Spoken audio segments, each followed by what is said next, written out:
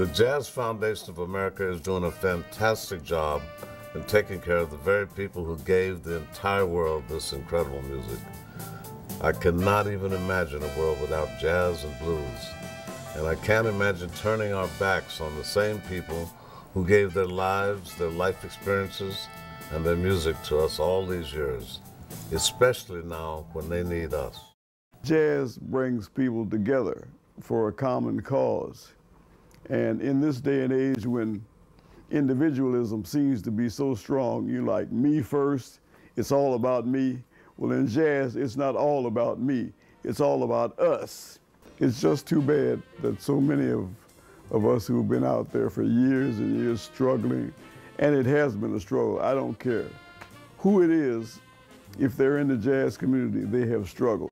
Get to a point where you've been working for yourself all these years, you haven't had a health plan, you don't have a 401k plan, and you get to a point where one day you slow down or you get sick, and then all of a sudden you don't have that safety net that many of the rest of us take for granted. Dick Parsons, who I've known for some time because we were both involved in shelter animal philanthropy, asked me to come to a meeting to meet the people from the Jazz Foundation, and it was love at first sight. Hi, I'm Mike Novogratz from Fortress Investment Group. I've been a friend of Wendy's for a long time.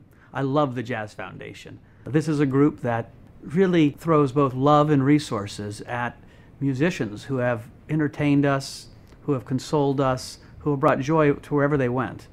They've worked hard their whole lives, and lots have fallen on harder times.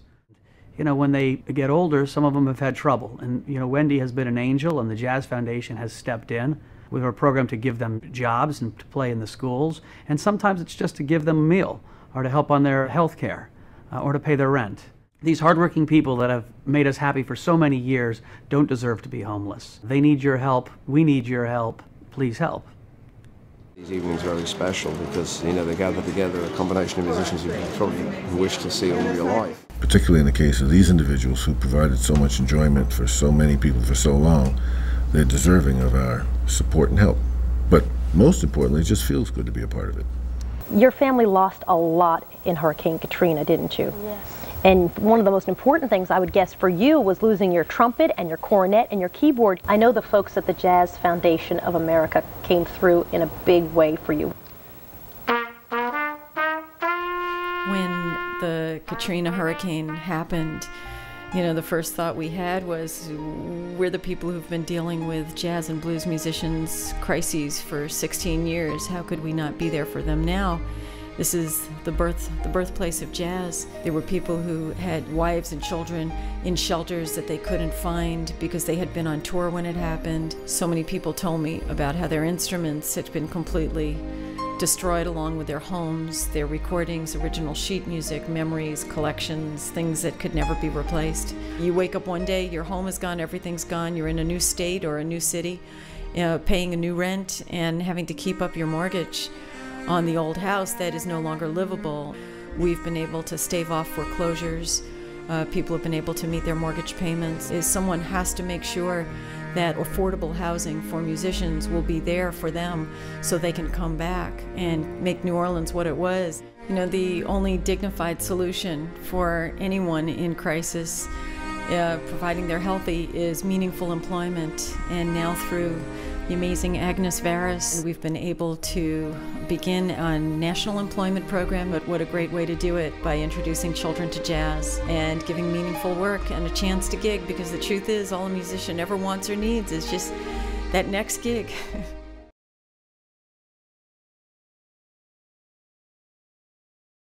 Who would have thought that just this year we would be suffering from a hurricane and a flood here up north? So many musicians had basement studios, had lost a lifetime worth of rare instruments, recordings, and equipment. And what most of us don't realize, this is where they made half their income. This is where they recorded their music, and this is where they taught their students. So when they lost these places, many of them had no way to work. This is what we call the blues. This is what you call the blues. I said trouble, trouble, trouble.